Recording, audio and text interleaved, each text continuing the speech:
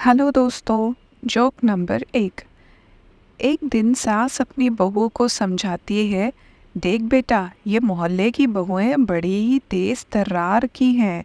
इनसे तो दूर ही रहना। मैं नहीं चाहती कि मेरी सीधी सादी बहू बिगड़ जाए। जी माँ जी, कुछ हुआ है क्या? बहू ने कहा।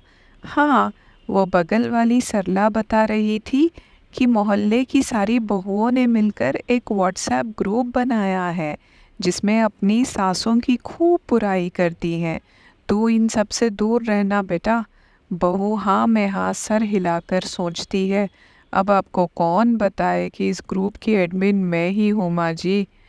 Joke number 2। लड़के वाले लड़की को देखने आते हैं।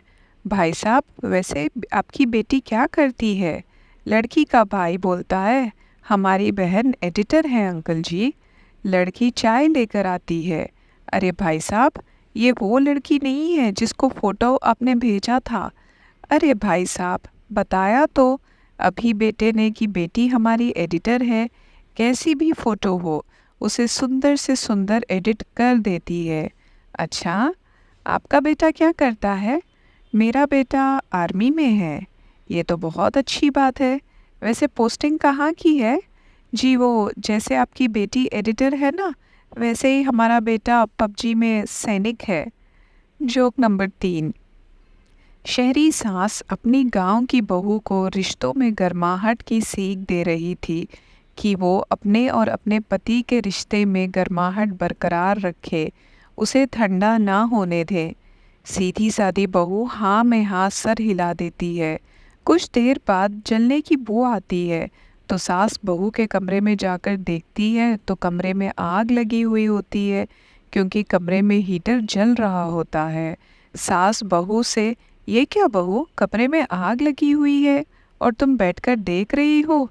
बहू बहुत ही मासूमियत से, सासू माँ, आपने ही तो कहा था कि रिश्तों में गर्माहट बरकरार रखना है, इसलिए मैंने आग लगा दी कि कमरा गर्म होगा तो रिश्तों में गर्माहट बरकरार रहेगी। ये सब देखकर सास सिर पटक कर बैठ गई। Joke number 4। संता को कोर्ट में हाजिर किया गया।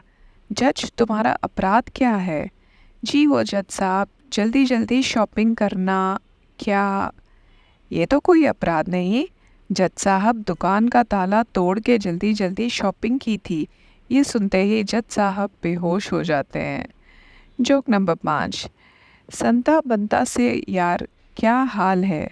बंता अपने मोटे पेट को सहलाते हुए, यार सब कुछ पीछे रह गया, बस एक पेट ही है जो आगे बढ़ रहा है। Joke number 6। एक प्रसिद्ध लेखक की कहानी को 1 लाख रुपए का इनाम मिला।